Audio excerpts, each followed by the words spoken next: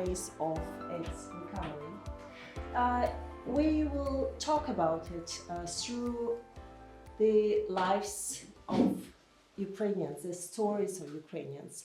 But actually, it's not just about Ukrainians, it's about everybody, if you think about it. And why it's important? Because what is identity, right? Probably you know, and neuroscience has proved that our brain works in a following way. It's not that you just open your eyes and you look around and you see the pictures and then you say, oh, okay, I see a camera, chairs, I see Rob and Darina, you know, people. When we are at this age, our brain has a certain picture and it's sort of projecting this picture. And then it's creating this picture of by asking 1,000 questions all the time. And it happens unconsciously. We don't realize it. Unconsciously, our brain is asking, where am I? Who am I? Am I safe? Am I respected? Am I loved? What about my people who I love, who I care about? Are they saved? Who am I in the society? Who are my friends? Do I have, you know, and so on and so on. I'm just putting on very simple questions, right? Like who I am now. We can put it all together to this simple phrase, who am I now? And then when it's projecting the picture, it's sort of getting confirmation, right? Confirmed, tick, confirmed, tick. Everything is fine. If it's not fine, if something's small, okay, we change this understanding of the world quickly. Okay, and maybe I'm talking to like sort of like computer-wise, right? It's of course it's not particularly like this, but just for you to have an idea. And then, if something happens, well, even when we lose somebody, right? A huge part of our identity is all of a sudden disappearing. We have a so-called black matter, right? In other room, you saw beautiful paintings, flowers on black. And these are symbolizing what we are going to do now. And black is a symbol of our lost identity. And black matter, you know, from astrophysics point of view, is a very still, unknown subject, and scientists are really interested about it.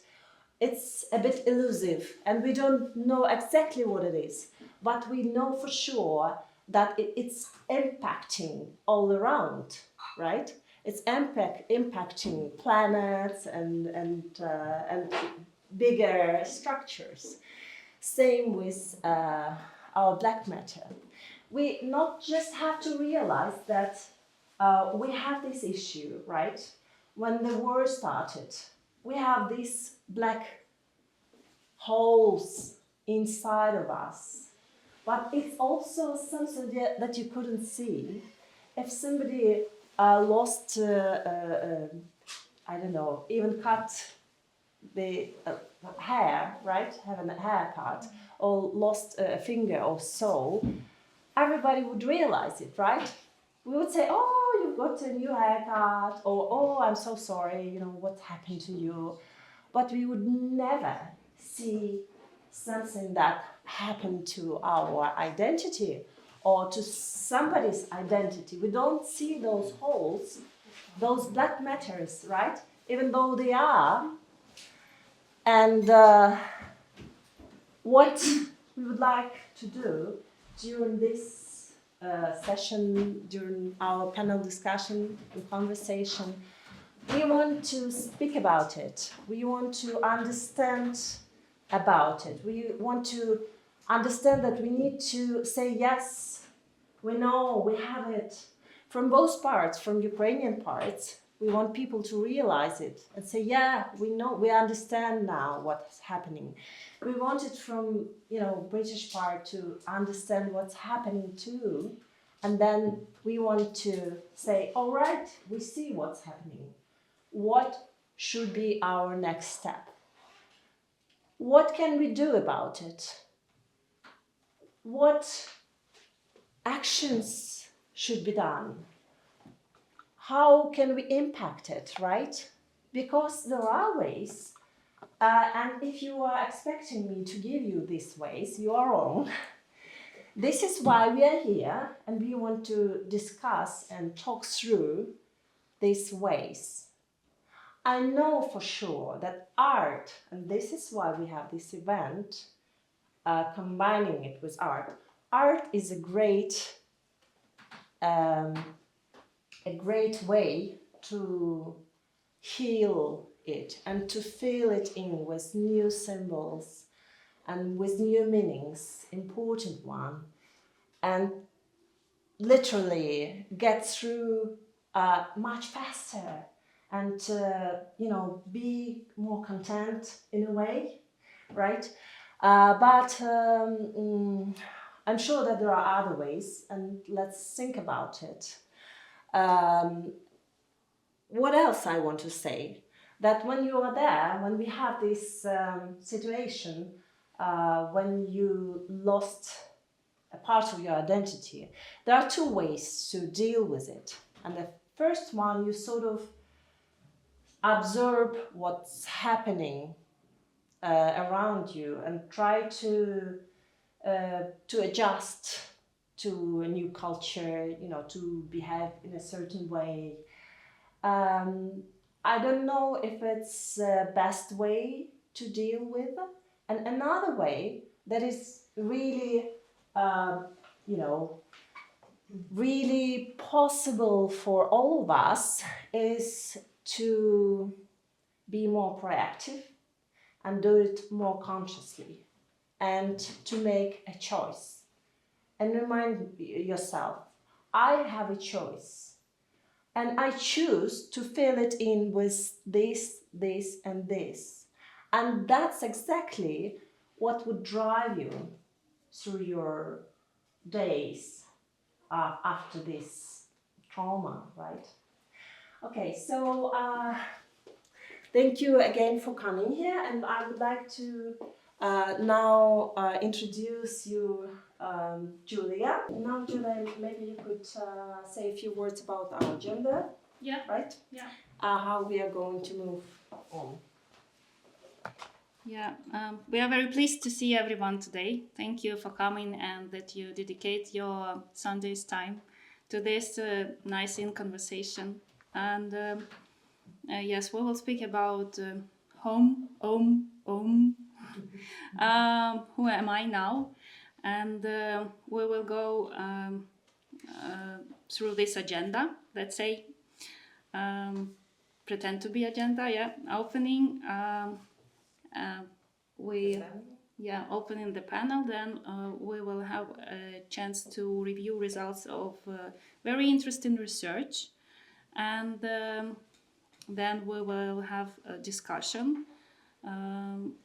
QI session will be afterwards, and networking. So Tatiana, thank you for context that you gave to all of us, just to go deeper in this topic. And Tatiana is co-founder and director of 2BWell mobile application, and she currently is working for projects Bugs Ukraine Community Support and Community Impact Bugs. My name is Julia. I'm senior project manager. I'm working for a consulting agency, and I run innovation in Europe through dissemination, communication, and exploitation strategy and management. Also, I am an artist here. I created 4 masterpieces, let's say. Yeah, may I? For this art exhibition, it is about life circle of butterfly. and we have an idea that give yourself time to grow. Yeah, give yourself time to fly. Yeah, just to be value yourself. Yeah, to be enough. And also, I am a volunteer for Bucks Ukraine Community Support Group and Community Impact Bucks. Now, I would like to ask you represent our next speaker. Darina Dvornichenko, and she's doing an amazing job. She is now doing research of impact of the 2022 Russian invasion on Ukrainian displaced women, and what she's researching is going very close to what we are trying to speak now today. And Darina could give us her insights and give us the results of her research. So what I want to ask you, maybe you just can have your assumptions, before Darina will start, just quickly, a few seconds. And then now I'm interested myself, and I'm looking forward myself to see and to hear the results from Darina. In summer and autumn 2023, you completed more than 50 interviews with displaced women who were forced to leave their home. Can you tell us about this experience, what you went through?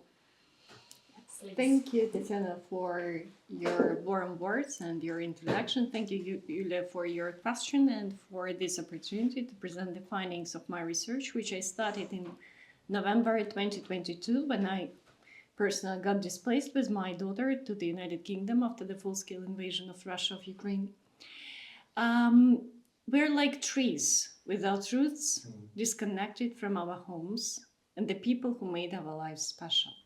This is the extract from one of the interviews I conducted with the woman who spent her first weeks of March in Mariupol and then got displaced from her native city in Ukraine.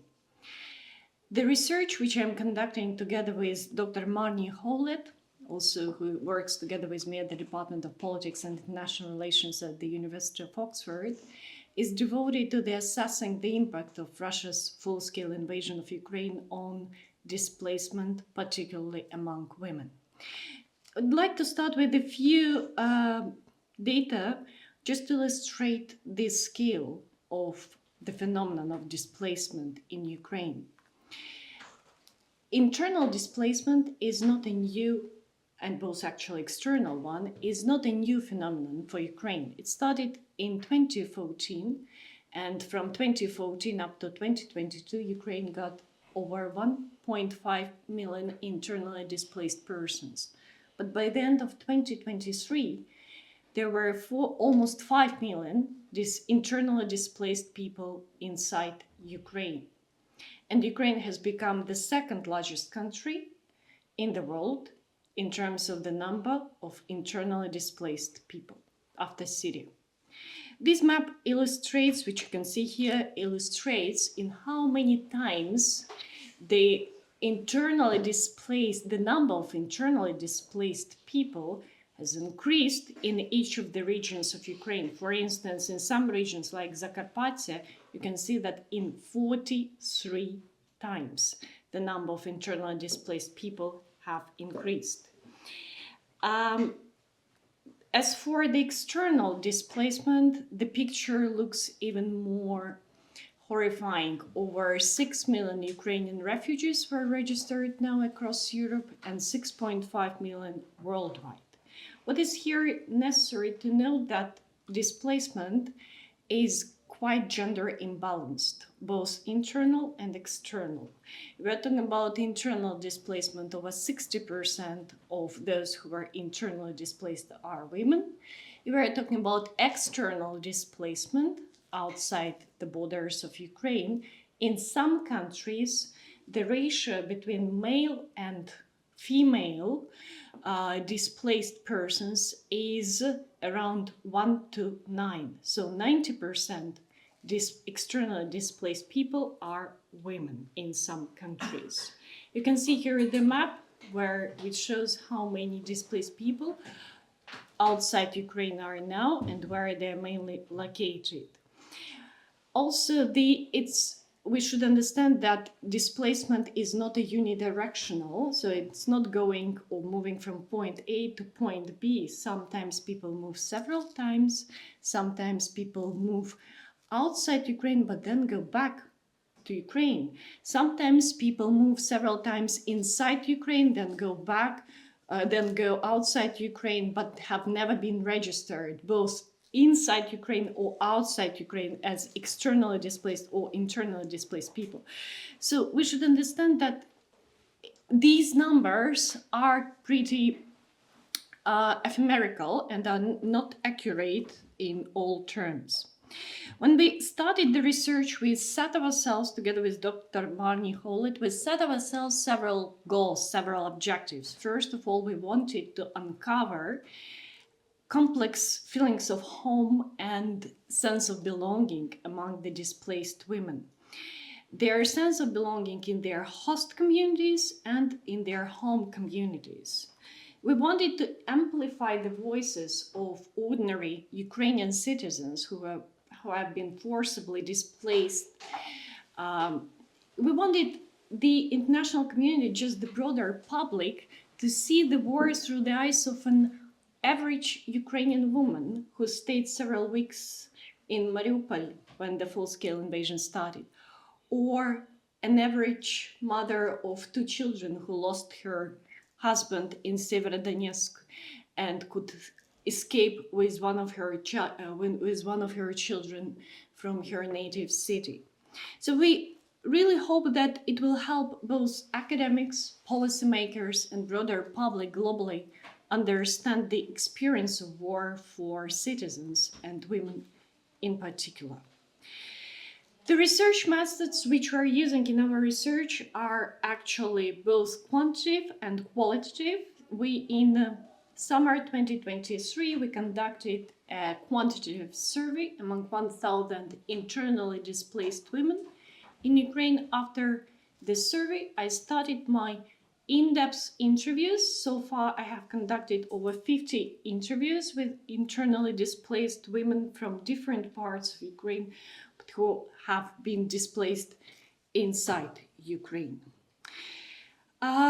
Of course, the questionnaire, which we used both for quantitative survey and qualitative interviews, includes a variety of questions, including, for example, the assistance displaced women received from the state or the international organizations, as well as their level of integration or how fit in they feel in their new host communities. But also, we wanted to explore the correlation between the aspirations of women to stay or to return, to stay in their host communities or return back to their homes on the one hand, and their sense of belonging and unbelonging in some cases on the other hand. And speaking about return and stay intentions, I'd like to share with you just few insights which actually show and demonstrate the scale of the problem, that one-size-fits-all approach will not work for both externally and internally displaced women. It was interesting for me to know that those women who were displaced from the cities which were occupied during the first days of the full-scale invasion, and the cities which were not heavily destructed, and people who were displaced didn't witness any terrible atrocities or violence in their native cities, still have this still associate their future with their home cities. For instance, as one of the respondents from Donetsk Oblast pointed that as soon as my native town has water and it's quieter than now, less shelling, meaning we will return there. It doesn't mean that she will return when the war is over. She actually plans to return there faster. On the other hand, respondents who witnessed a lot of atrocities and violence in their hometowns, and those who experienced traumatic events in their life during the occupation, do not associate their future life with the places which they left. For instance, as one of the respondents from Mariupol reflected on her native city, she said that Mariupol is graves, bombed out houses. It's impossible to live there. How can I return there? I have no one, literally no one to speak there. There is very specific people who made conscious decision to stay there. Also, ecological disasters and environmental threats are among one of the reasons for people to decide not to return to their home. And it's not only about the actual disaster, but also the risk that this disaster might happen in the future. For instance, as one of the respondents from Nova Kakhovka shared with me her thoughts after the destruction of the Kakhovka Dam in June 2023, she has changed her mind to return home. Similar or even worse catastrophes may happen in the future, and one never knows what to get prepared for when one's neighbor is Russia. The safety of children, of course, is a key consideration for a lot of women to decide whether to return or not to return home. For instance, the respondent from my native city, Odessa, who got displaced from Odessa and went to Lviv, shared with me her ideas that she would like to return now to Odessa because she has to be sure that there will be no shelling at night and that her children can fall asleep and not get up like every hour during the night. She has to make sure that they will not wake them. She will not wake them 15 times per night and drag them into the cold basement. So this illustrates that, first of all, displaced people are not a monolithic group.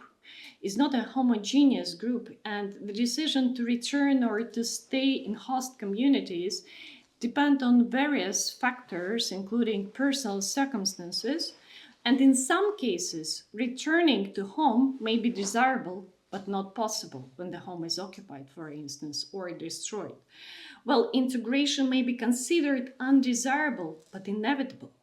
In other cases, integration may be welcomed. So that means that prioritization of one option, let's say return of displaced people to their homes, over another option, letting them integrate in their host communities, is definitely not the most feasible solution in this case. And only the tailor-made approach, which will take into account the needs of every displaced person, can be the most adequate solution in state policies. Thank you. Thank Julia? you very much. I have questions to Darina.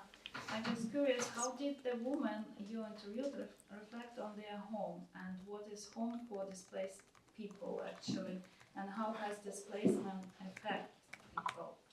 Yeah, it's very important. People's understanding of home. Yeah, it's very important also to understand that even previous research shows that women are more attached to home than men. And women report higher space identity than men. And of course, loss of home has become one of the most challenging experiences for which has been shared with me by my respondents.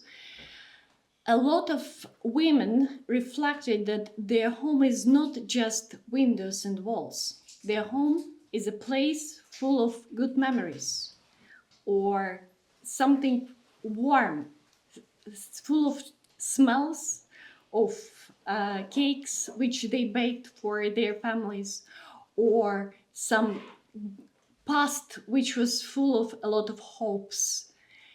And also the home is a place which allowed a lot of women to build connections with others. For example, by bringing children to different sports or communicating with the neighbors. So home is a set of relationships that of course promotes sense of belonging for all of us. But on the other hand, this understanding of home may transform significantly when the person witnessed horror or violence at home. A lot of respondents shared with me that they wouldn't want to return home because their cities just, they remember how many dead bodies they could see out of the window from their home, or they simply do not have home any longer.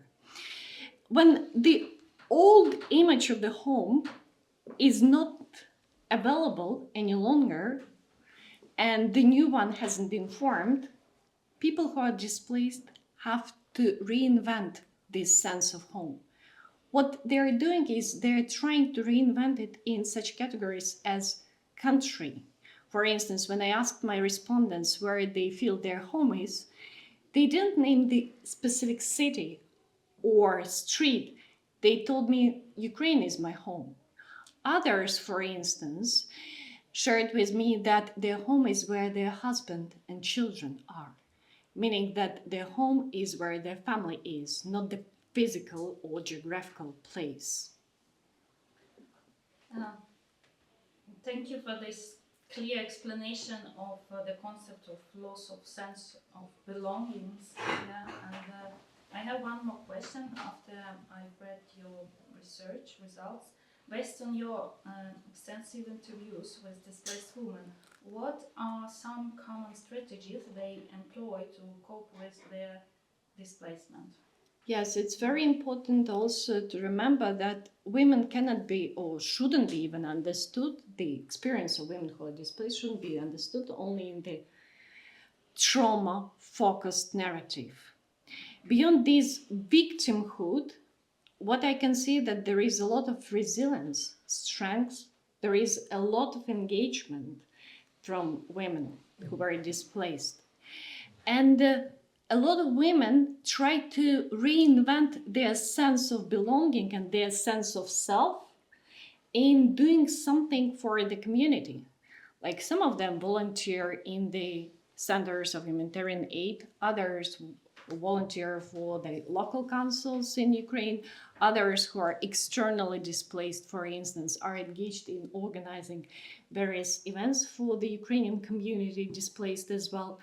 In the academic world, we call it altruism born of suffering.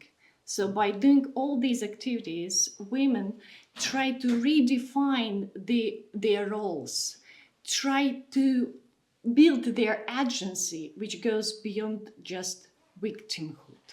Yeah. And I have one more question, and it looks a little bit personal, yeah, for me, and maybe it will be personal for you, because you can work like researcher, scientific, and also you have your human being part as well. So the question is there a particular story that you can share that has had a profound impact on you? Well, all my interviews, of course, had profound, I would say even sobering impact on me. Of course, I wouldn't want to share with you the stories of women who were tortured, raped, who faced grave violations of human rights in the territories occupied by Russians before they were displaced to the territories controlled by the Ukrainian government. I'd love to share with you the story of the woman who was displaced twice. As you could see, starting from 2014, we had a number of people who left Donetsk or Lugansk Oblast and went, for instance, to Mariupol, but then again, they had to move again in 2022.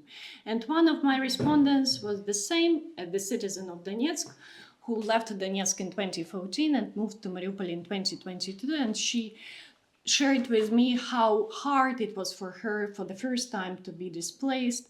And they just bought the new flat before the new year of 2022. And she told me in details how she equipped her new kitchen and how she put into efforts in order to make it feel like home, though it didn't become her home because she really missed her home in Donetsk, which she inherited from her parents. But still, she felt that it's the place where she would like to stay. And several months later, again, she heard the first explosions and she had to escape again. And in her story, several times she reflected on the sense of homelessness. Though at the moment of the interview, she had the roof over her head, she told me that probably she doesn't have home any longer and she will not have it in the future. And the only idea she has is somehow to survive and share this experience, help other women who got displaced for the first time and don't know what to do, share this experience and support them. And this narrative of this overwhelming sense of homelessness is something that has been shared by a lot of other women. And it's probably something that will haunt everyone who were displaced. Thank you. Thank you very much.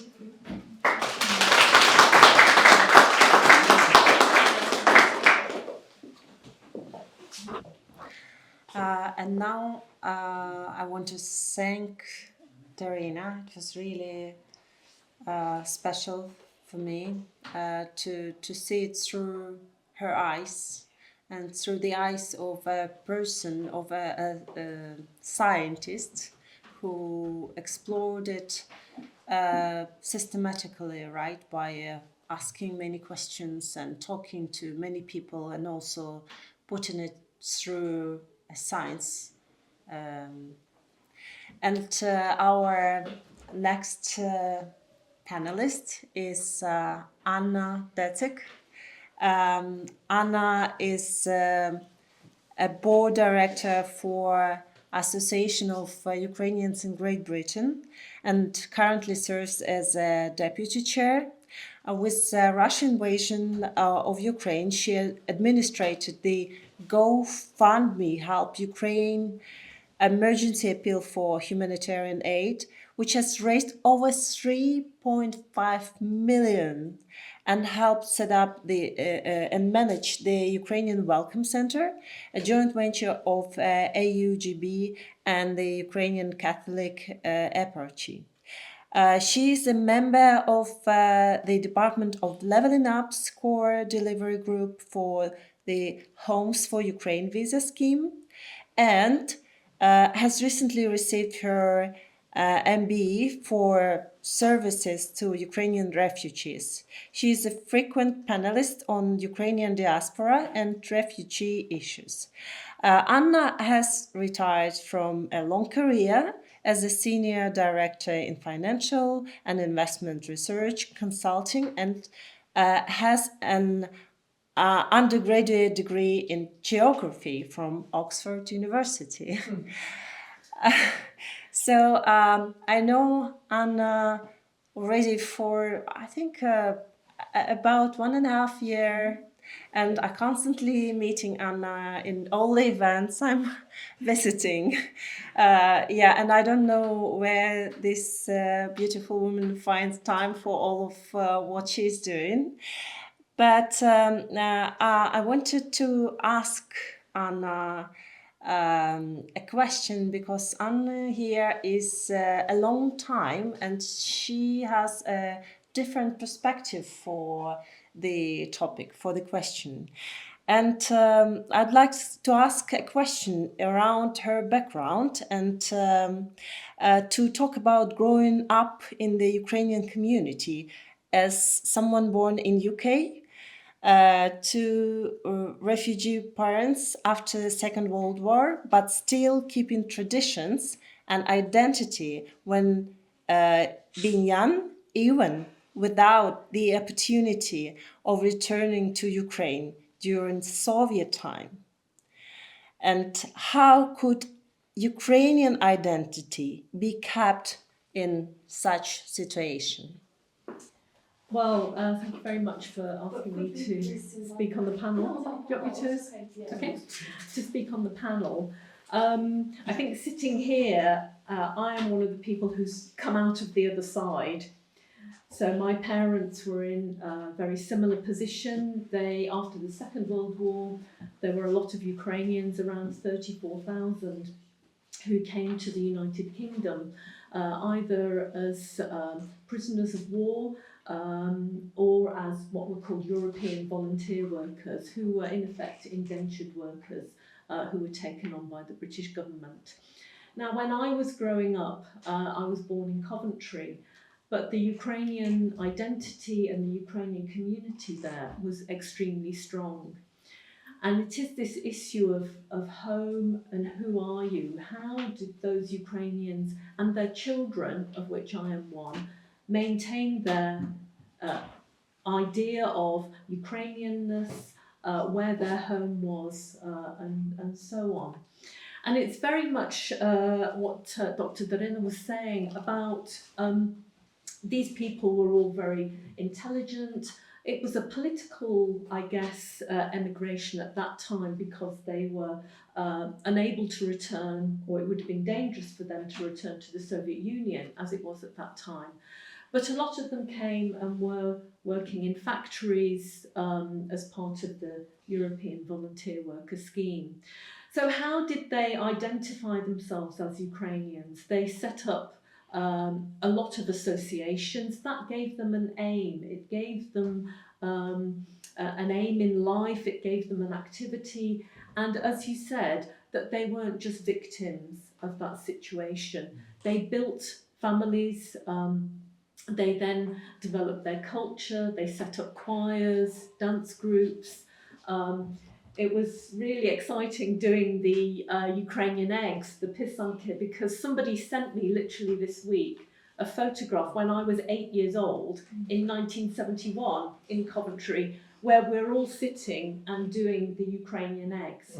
And it was a way of expressing that identity of being Ukrainian within the city of Coventry, within, I guess, a foreign environment, but where we could still, express our identity. As a second generation, I think it is difficult for those who've come here. Some have become lapsed. Okay, it's a bit like being a lapsed Catholic, but they do. A lot of people have come back to help when the full-scale invasion happened. But it's very much a matter of our parents tried to set up schools, as a whole range of schools have been set up for refugee children now. Language is very important, but also it's not the be-all and end-all. If you didn't speak Ukrainian, it was okay. You could still say that you were of Ukrainian descent. And it's important, actually, to keep up that language for the women that are here. Some people come and say, oh, I should really start to speak English to my children so that they get on at school. Well, my sister and I both went to Oxford University. We didn't have any problem learning English, but our parents were very careful to ensure that we continued our Ukrainian language. Although, having said that, talking about the sifting through of what identity means, I always think, well, I can speak Ukrainian quite well, but when I meet people who have come from Ukraine, maybe from Eastern Ukraine, they say, oh, are you Polish? You're speaking in Polish. And in fact, somebody just said that to me when I was doing the eggs. And so then you start to think, oh, well, actually, maybe I don't sound that Ukrainian. And what was the problem with that? It's because I speak with an English accent. So you kind of come to terms with that it is a halfway house. I wasn't born in Ukraine, but I feel very Ukrainian, and I've involved myself in the Ukrainian community. And now I'm really paying back from the help that my parents got as refugees when they came to this country. I'm now paying that back to the refugees that are here now, and I know what it's like for them because I've lived through that. So, yeah. Thank you very much. And we go forward with our next speaker. Maria Yermak is a professional composer who works with orchestras and films in Ukraine and internationally. Over the past year, she has performed more than 40 charity concerts for Ukraine, including the Royal Evening in the UK and one of the United Nations related event in the USA. So her works have garnered several million views on social media and have been performed in many countries around the world. In 2024, Maria was nominated for the annual award Women in Art and the Resistance by the Ukrainian Institute and the United Nations Women in Ukraine, along with Jamala. Jamala, this is a singer, she participated in Eurovision and won. So the question to Maria, suggestion, please introduce your point of view on lost identity, your experience and role of talent maybe for the identity recovery. Thank you so much. So I was born in Ukraine. My English isn't so good. So I would like to start my story from. We weren't ready to the war at all. I mean, to the last minute, we hoped that it will not happen. And when I performed my concerts, I've seen a lot of people from Britain, from Ukraine, and different countries.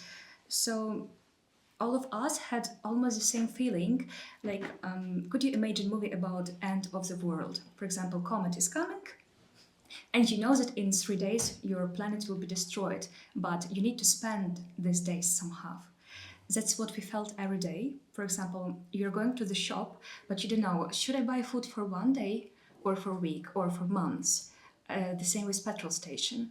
And people, like, okay, I work in art, I need to play music, I need to be very happy, smiley, and I need to plan some projects ahead for months or years, but I realize that it will not happen. And you just live every day with this feeling that it will be destroyed anyway, but we didn't know when and how.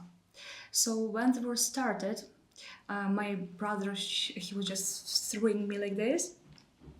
Maria, wake up, explosions, even West Ukraine, everywhere. You know this. And I just understood that, okay, my life will never be the same. And because I worked in art, we needed soldiers, doctors, not musicians. So I lost work, all the projects that were planned ahead for years, nothing. So I became homeless because I couldn't pay rent anymore. And I became, I didn't have a job. I done a lot of volunteer projects, but I couldn't even feed myself. So I moved to West Ukraine, to my native home, where we made shelter with my parents. And we had a lot of people who were displaced from eastern regions. And one story I remembered most was we had 6 children and 2 adults from Kherson region. So rocket destroyed their home. Their dog was just in pieces, like blood everywhere, and they needed to run about 10 kilometers just to save a place, and they ended up in our house. So our house became like a place from where people could start to do new steps. And every time I ask myself, what is like who I am really, because we spoke about this today. When I ended up here, I realized that nothing remembered me about my past. Was it real at all?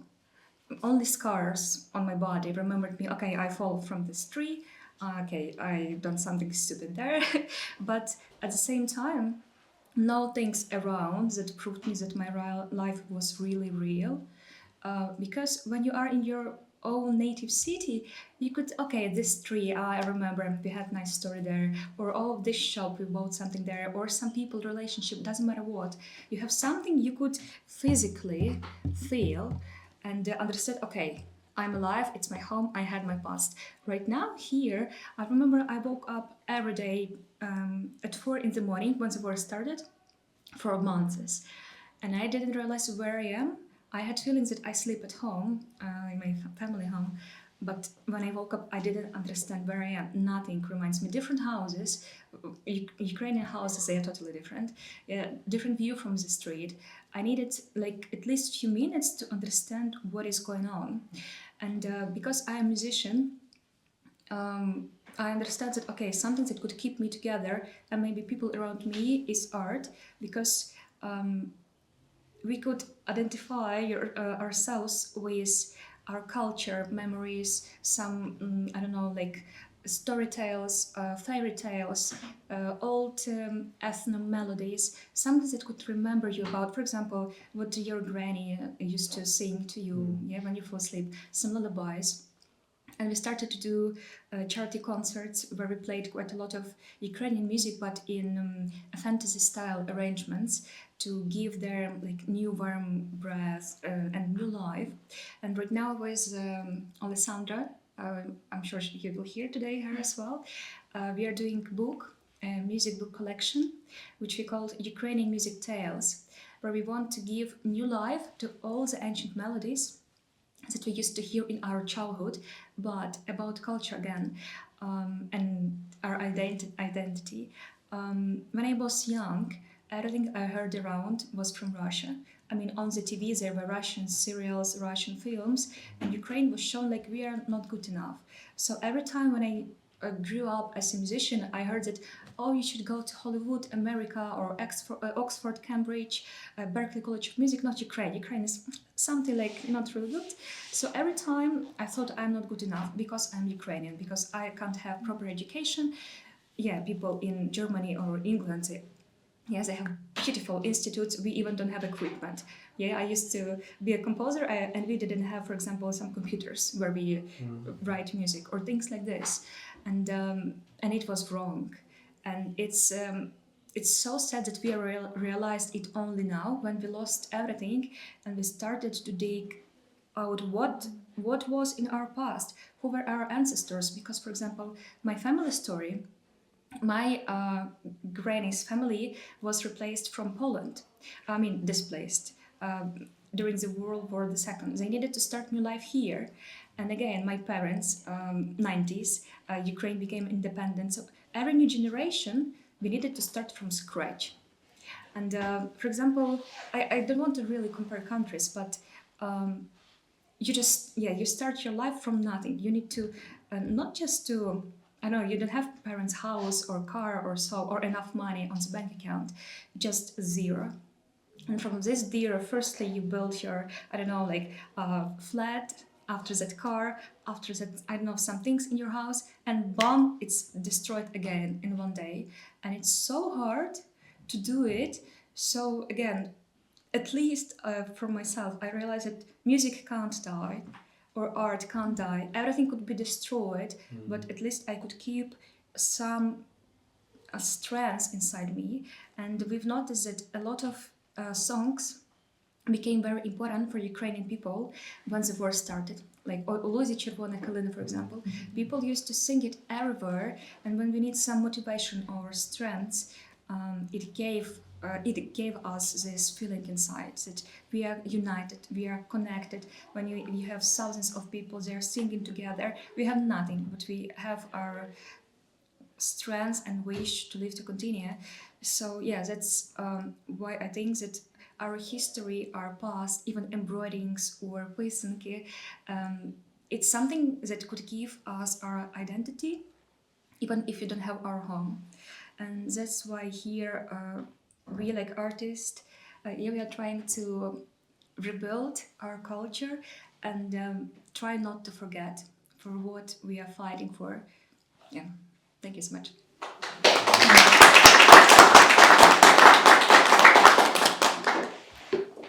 Thank you, Maria.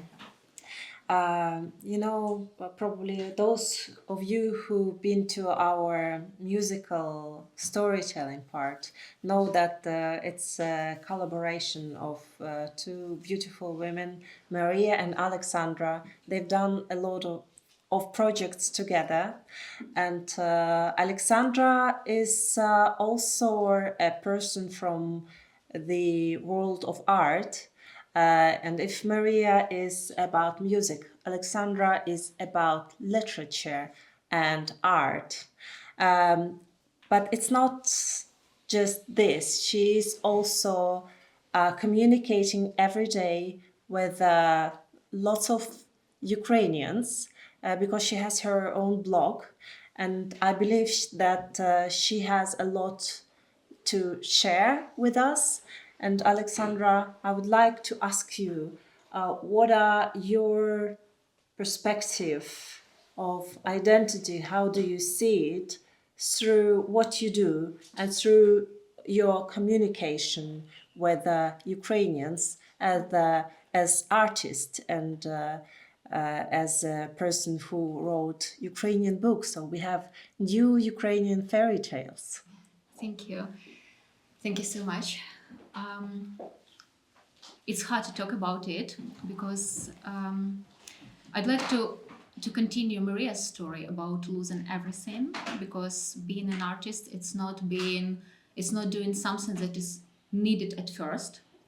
And losing business, losing all your projects, it was happened to me too with the war. But asking myself, who am I? I'm a mother who has a 4-year-old child, and my daughter is my biggest power and my biggest motivation to continue. And I decided to focus with my art and with my project and with my life on children, because I understand that it's our future. And I think my mission is to create fairy tales, to show children that there is a safe world. So even if it's war, even if it's something unstable and there is an awful things in the world, but there could be safe place. And I try to create the safe worlds for my child at first and for another children. I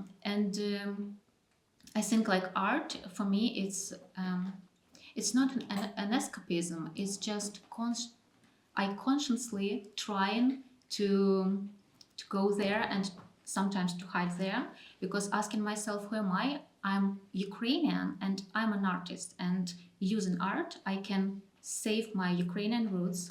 I can talk to all the peoples all around the world about Ukraine, drawing Ukrainian ornaments, Ukrainian topics, saving this Ukrainian energy, because as Maria said, I was grown in a Russian surrounding, and everything that was Ukrainian was not good enough, really. And I don't know even a lot about Ukrainian mythology, I think. not sure. Yeah, mythology. And now I'm starting to learn about it, and I understand how powerful is Ukraine. And I didn't know about it, and it's a shame. So I try to raise my child understanding that she is powerful, because the power is inside her and inside us. Because Ukrainian, it's a nation that rising all the times because a lot of troubles were with us. And understanding that you have this inner power and you can just this light inside you, and no matter what, you can shine and you can just, I don't know, win with this shine. So it gives me a lot of motivation, and yeah, I think.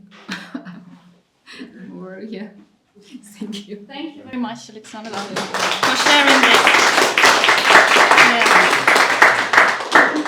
Yeah, and we are very pleased to have your duet, cup, this nice, very creative cup today with us. And thank you for your workshop that you delivered together to kids today. And I would like to represent our next panelist. This is Paula Garm. She is an international long-time life coach who has lived in several countries. Embracing various cultures, Paula has had the challenges and the advantages of learning what each culture she has lived in has helped enrich not only her life but that the life of her children as well. She is trained in cognitive behavior coach, certified, and has worked with the Ukrainian community since 2022.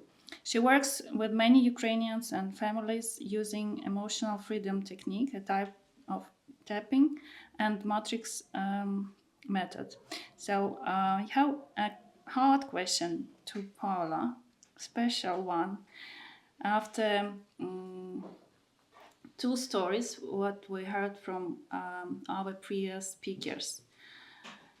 It is good when you have some talent and you are earning money with this talent. Yeah, you deliver something good, nice music, or you can draw some masterpieces. Yeah, and what I have to do if I do not have talents? Yeah, how to survive actually if you lose your job, you don't have talent. Yeah, what I have to do? It's a really good question. Sorry. No, it's I a do good question apologize. because actually, if we look at, sadly, refugees coming into you look at the Vietnamese boat people who came out here many, many years ago. What talents were they able to bring? And one of the things I really admire about the Ukrainian community is the sense of inclusion. So whether you're talented, you're not talented, you come together as a community. You're right, but I, who haven't the talent, am going to support you. Can I bring you herbata? Can I bring you coffee? What can I do? And there's a sense of community. And it's the community of Ukrainians. The Ukrainians, Russian speaking or not Russian speaking, Odessa, Kyiv, Lviv, it doesn't matter where you're from. The identity is Ukrainian. And one thing I really admire about all of the Ukrainian community that's come here is the companionship and the working together, which when we talk about people going back in history, the Poles, again, I speak of the Vietnamese, they didn't have that. They were put in camps, military camps that we deserted, and we left them there for several years till we put them in a council flat in Stratton. We put them in a council flat here and there, and they were broken. The beauty of the Ukrainian is this camaraderie. And that whether you have a skill or you don't, you were a housewife somewhere, it doesn't matter.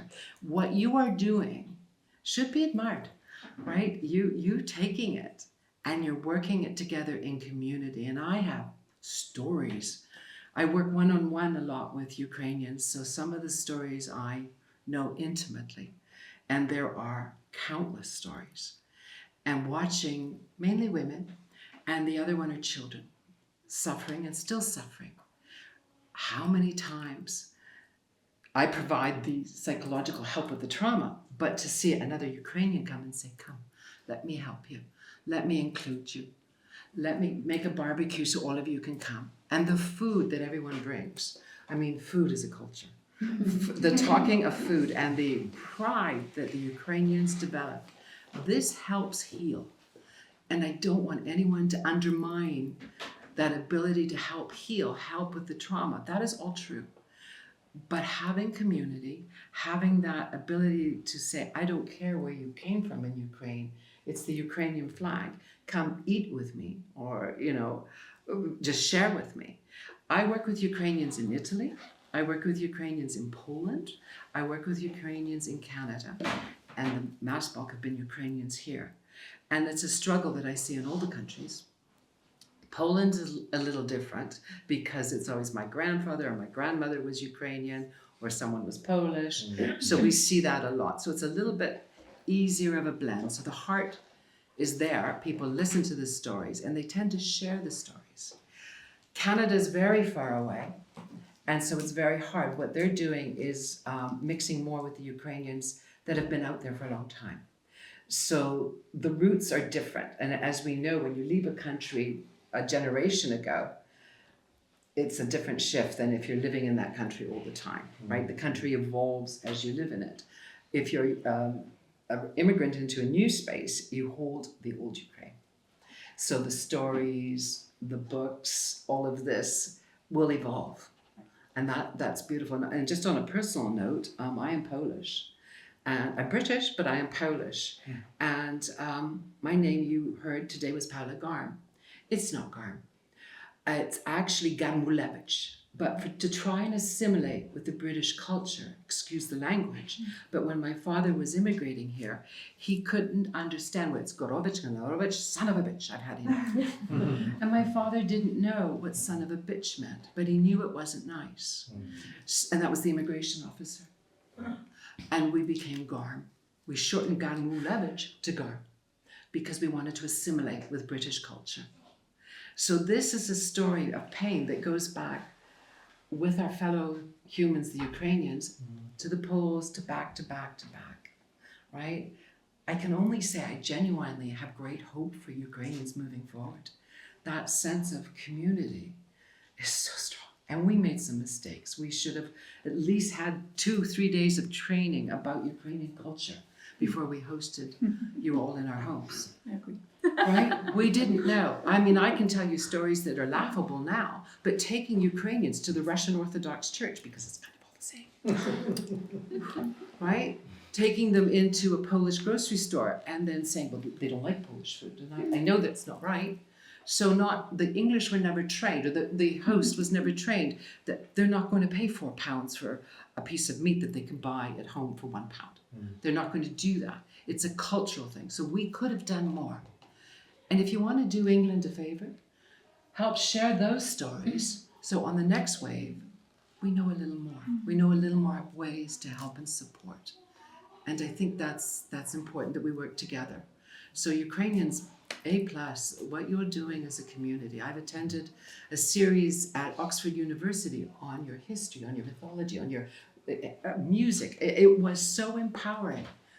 I danced the streets saying, "Hi, we're Ukrainians," right? Because your history was so rich.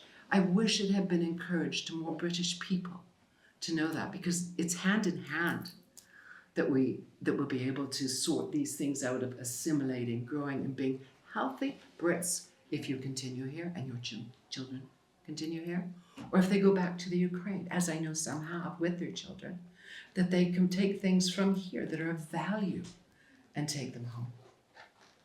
That's all. Thank you.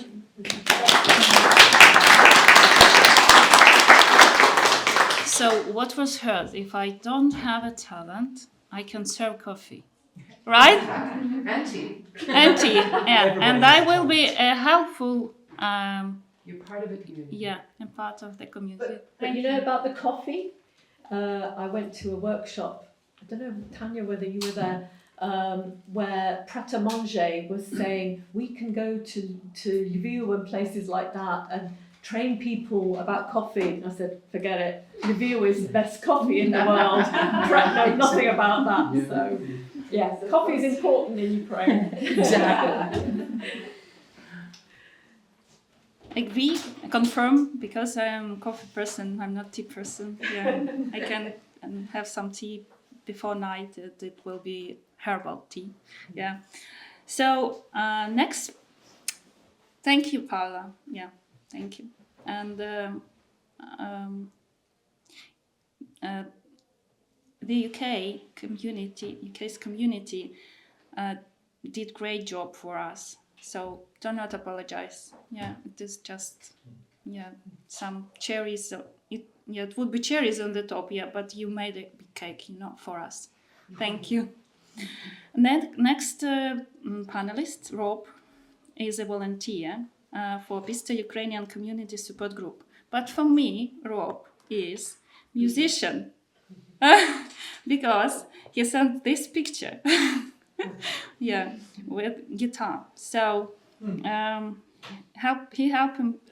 he's helping Ukrainians displaced to the Ukraine, teaching free English lessons to groups. He also volunteers for Bista Humanitarian Aid Partnership, helping rescue of Ukrainians stranded near to stranded near to the front line. Front line, and fundraising for aid via events such as concerts and art exhibitions, film showing.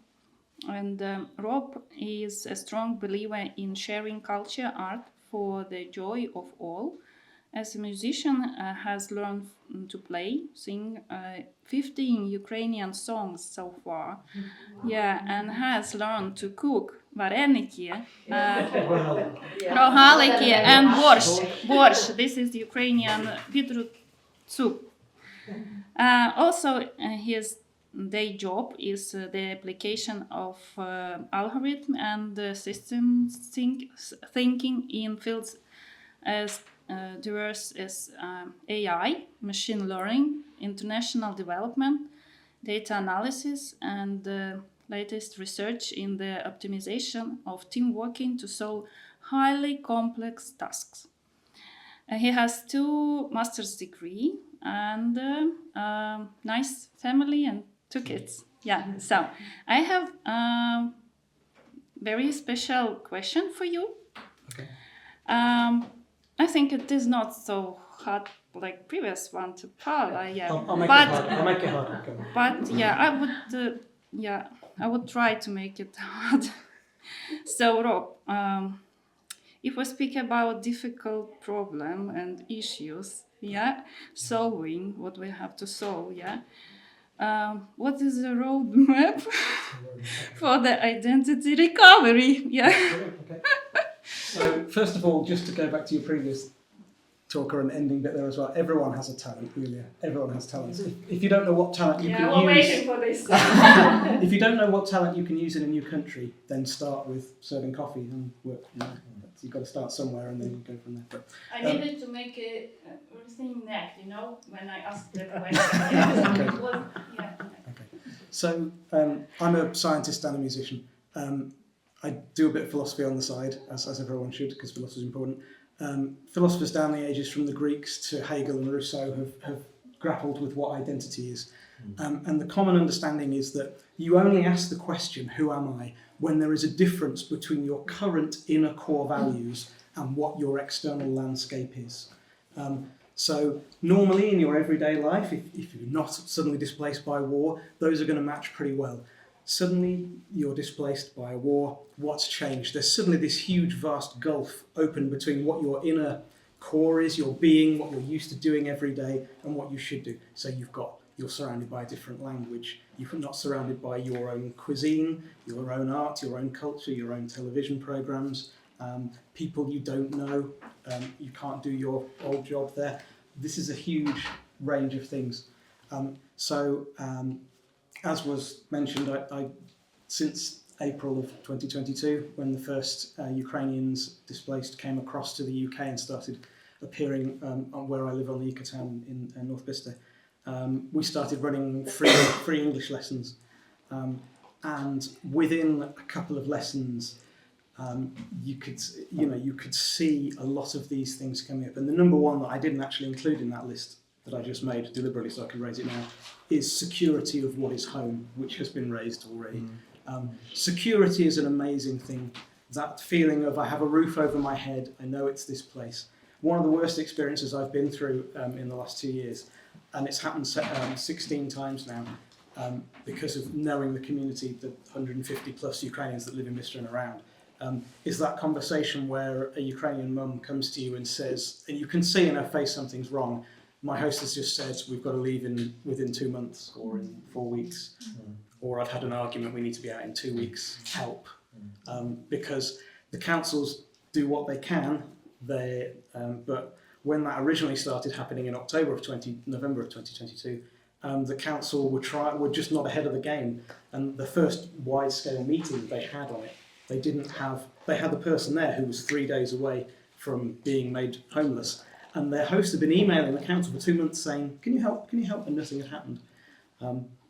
So I personally went round everywhere I knew and finally managed to find a new host for that family.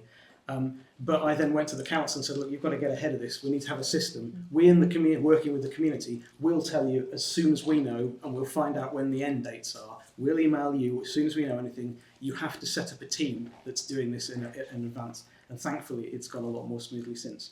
But that's a huge thing. In terms of how you bridge a roadmap for that, what's the natural thing that you want to do when all the familiar or a large percentage of the familiar has been taken away from you? it's a bit like when you're unhappy. I have this kind of model. It's all about models, dark matter and everything else. I have this model for happiness. When enough things in your life are going right, that's a vector pointing upwards, and that's happy. This is kind of neutral, and down here is bad. And if things are going wrong, then all these different things become arrows pointing down. And if it goes below a certain point, you get depressed or start to have feelings of depression. So I can imagine this is the same with identity. You feel this loss, and with all these vectors are now pointing here, and there's only one or two things. You know, you're in touch with a friend or two. And so one of the things that struck me from very early on was, right, we need to find ways to help push these vectors back up. So what things have changed that can be brought back here? So the first thing I did after literally 3 lessons, well, after the second lesson, I thought, you know, I need to help these people feel more at home. So what can I do? I'm a musician. I got my guitar, which is sitting over there. I did a little bit of research. I found that Oi Luzi Czerwona Kalina was the first thing that Andrzej from Boombox had sung out loud on the first day of the war. So I learned to play Oi Luzi Czerwona Kalina, And at the next lesson, a few days later, I brought my guitar in, pulled it out from behind the desk, and suddenly started playing it. And everybody sang along and clapped. And yeah, so that was the first thing. And then when we've organised events since, you look for other ways to do this. So art is an absolutely wonderful one. Cooking, you raised before I could get to. I thought this is missing. We've talked about art and singing, music and art and literature. But cuisine is such a simple thing. If you can get the right ingredients and the right recipes, you can cook these things at home. When we had we organised a film showing of the film Shedrik, Carol of the Bells, which one of my friends, now close friends of the last 2 years, Hossein Mirzagoli, is the composer, your kind of role, and he lives near Bicester, and so we got permission to show this film. And we also had a workshop in the morning for kids, a storytelling and music workshop with a lady called Natalia Kakakina, who lives in Oxford. And after that, we said, right, we'll have some food, Ukrainian food. And we organised people on the sort of 150 plus chat group. We said, please tell us if you're coming, then we'll know if we've got enough food. And a few people said, oh, I'll bring a dish. And 3 days before, we'd only had 20 people sign up, and I thought, it's not going to happen. I'm going to learn how to make Vereniki and Rahaliki today, so that when we get another 30 sign up on Saturday morning, I can cook it. And that's exactly what happened. We literally had 60 odd people come. So I, went out during the film, which I'd already seen, and cooked 2 trays each of these different cuisines. And I love cooking those dishes. So yes, the pop-up cafe that I volunteer at on a Friday morning now gets Rahaliki occasionally as well, which is nice. But yeah, so I think these things are important. The concerts that we've organised have kind of come from that. The original group in Bicester, the Bicester Ukrainian Community Support, originally set up a session where people could meet on a Saturday, and a clothing centre where they could get free clothing. Unfortunately, some of the people originally involved in the committee have now become too busy to support these things. They didn't want to recruit new people, so those things have been shut. So I said, fine, I'm going to keep doing the English lessons, I'm going to keep doing the job support and and helping people find jobs, which is also very, very important. Because again, having a job, having money come in is a security thing, and also it's about sense of worth. What's called isothymia is the concept from Greek philosophy, which is everybody desires to feel as worthy as everybody else that's around them. And when you come to a new country, you suddenly feel, I can't communicate, so I'm not worthy on some level, which is wrong, and I don't have a job, and it's all rubbish, but it's what again makes us convert these vectors to pointing upwards. So I think the roadmap is, where are there things where we are not moving these vectors to point upwards? Community is an amazing thing. I remember my friend Valentina saying the first time after she'd moved to Bicester, where she got to a bus stop and there were 2 ladies there speaking Russian, and she spoke Russian, and found they were Ukrainians displaced here, and just the relief, because she didn't know anybody else in Bicester that was a displaced Ukrainian, and then you connect and everybody gradually connects, and that's a wonderful thing, the social thing. Finding people with the same shared problems to talk about it is a wonderful start. Being able to communicate in the same language to a degree more than you originally do. Lots of the people here speak wonderful English, but it's all grades of have you got a basic enough level of English to get around, get about. The group that has been formed more recently, when I started working with Victoria Perobena, who's sitting at the back there, who is like Anna here, another long-time displaced Ukrainian. that group is all about what we can do to send the right medical aid and support and fundraising for Ukraine and make use of Ukrainian culture. So we've had 2 concerts so far which have been about supporting Ukrainian music. One of these was Friday before last.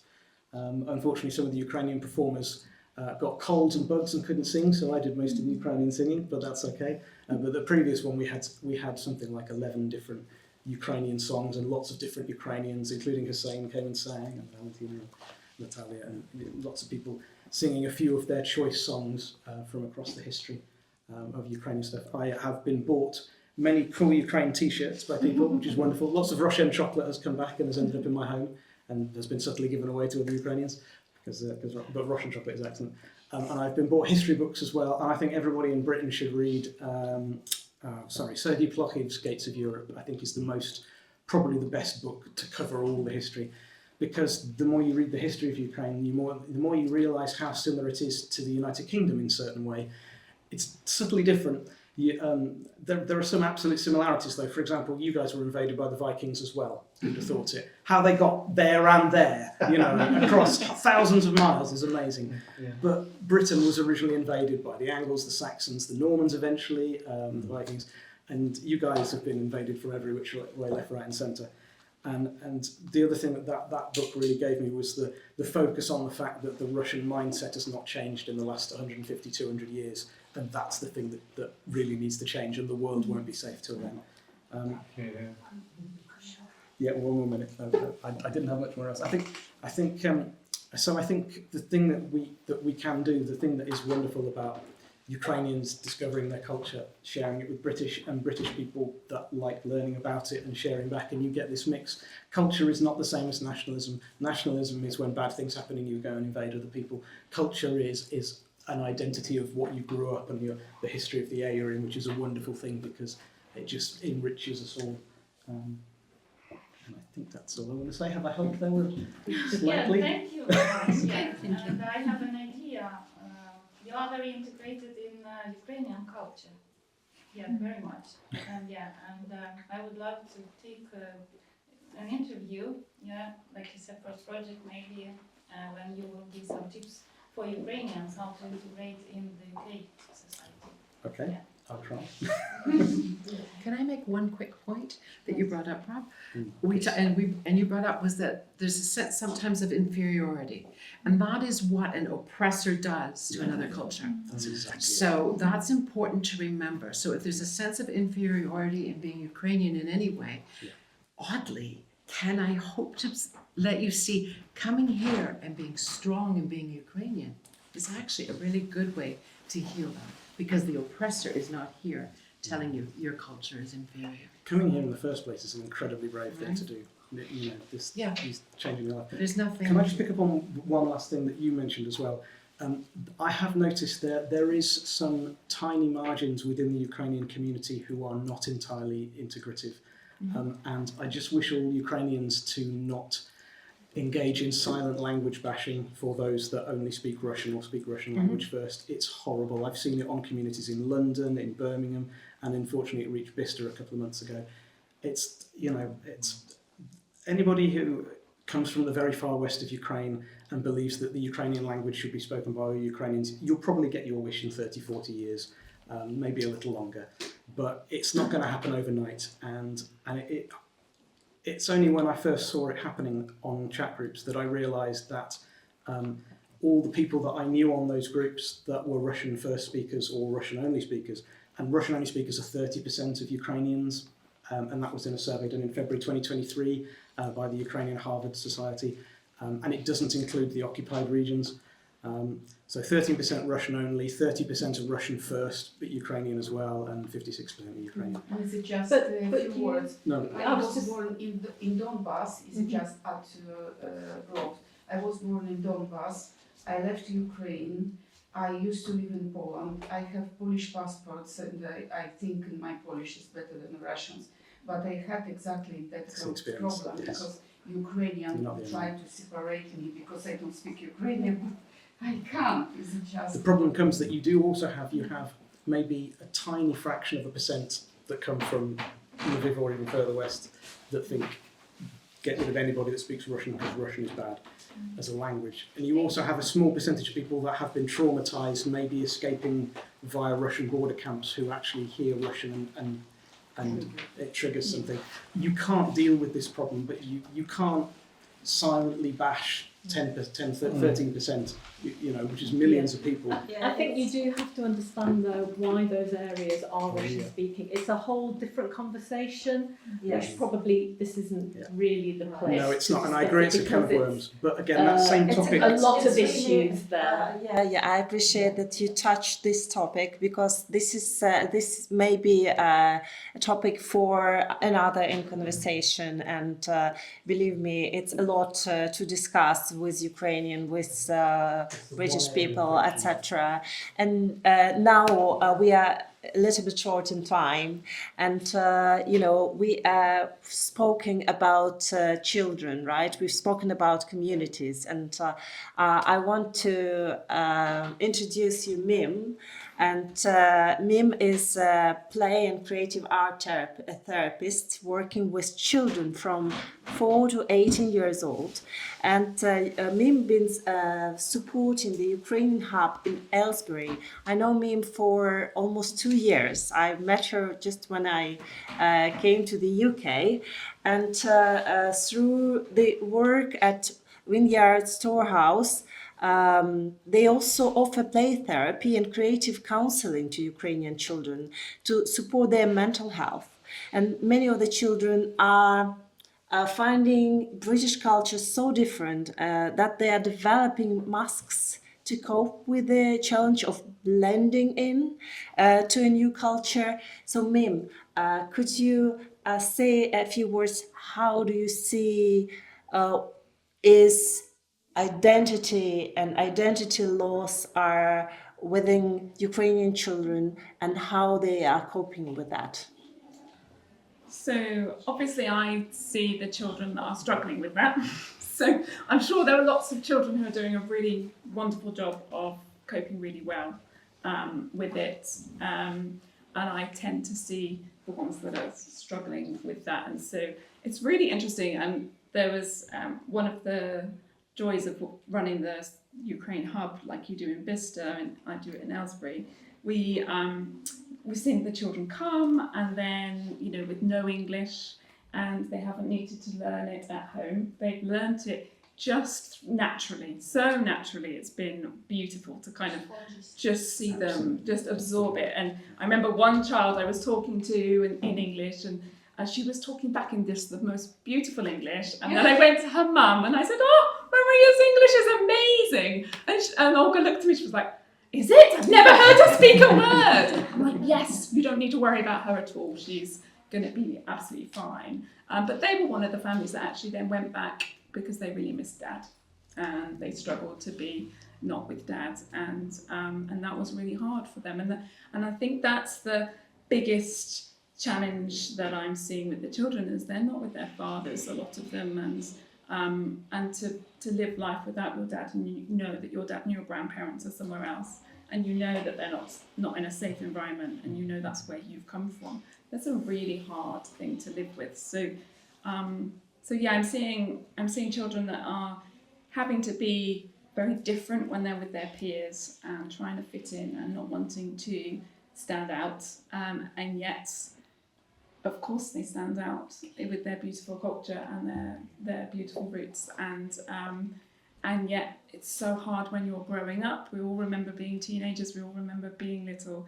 It's really, you know, it's challenging to work out who you are, and yeah, just who am I is such a question that these children are asking, and they're having to wear a completely different mask, a survival mask, in their school environment. And sadly, children can be really mean and can be really harsh. And I do hear of really hard things that are being said to the young people in the schools locally. And it's really, you know, and it's hard to hear, and it's the reality. And you've all been very positive. And I was thinking, I feel quite negative actually a little bit about it, because I'm a little bit frustrated with how some of the English children are treating these wonderful individuals from Ukraine who have been through so much, and then they don't need an oppressor on the playground. They do not need another oppressor on the playground, and I find that really frustrating.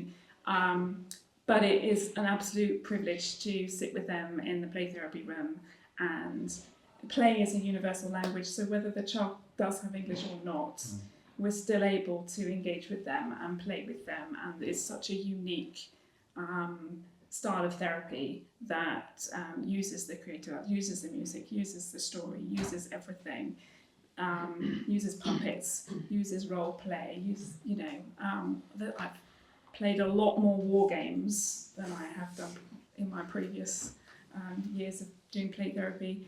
But and actually at one point I found that really challenging because my own brother went off to Ukraine and was fighting out there. So and sadly did have a grenade go off by him. And then the next week I was playing out a grenade going off by my third. And that was really jarring because I knew the reality of what you guys were going through. And but it's been a real privilege to be that person for those children and to allow them the space to play that out and explore that, because actually that's not a very easy thing to do with your mum, who's also struggling with the same thing. And lots of them are obviously going home in the holidays, so then they're having to put that, I'm going back to Ukraine, I've got to put my Ukraine head back on and be Ukrainian.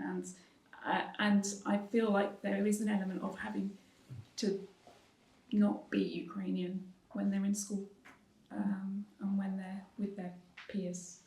So I think it'd be really valuable if there were more spaces for Ukrainian children to gather.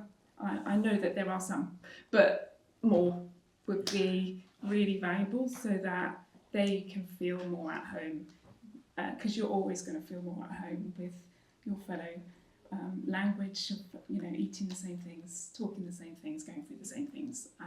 It's such an important uniting factor. So yeah, we all wear masks there. We all go to work and act a certain way. We all go to, different environments and act a certain way. But really seeing that very contrasting masks that they're kind of having to put up, and some of them are struggling with that. Thank you, Miriam. Yeah, you taught.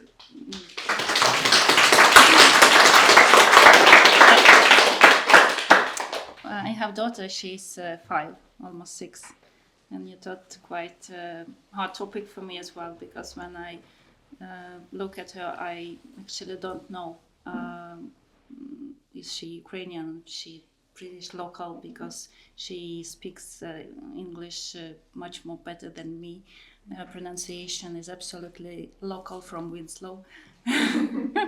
Yeah, so thank you. Yeah. Julia, don't worry about her English. It's better than most of my neighbours. Yeah, thank you. So now we are at the QR session, questions and answers. And please, dear guests of this panel discussion, you are very welcome to ask questions or share your opinion if you don't have questions. Sorry, we are a little bit short of time, and I want to, we will have now a little musical surprise for you, and I suggest we move this questions session Outside. to a next room where you can look at the artworks as well and communicate and network.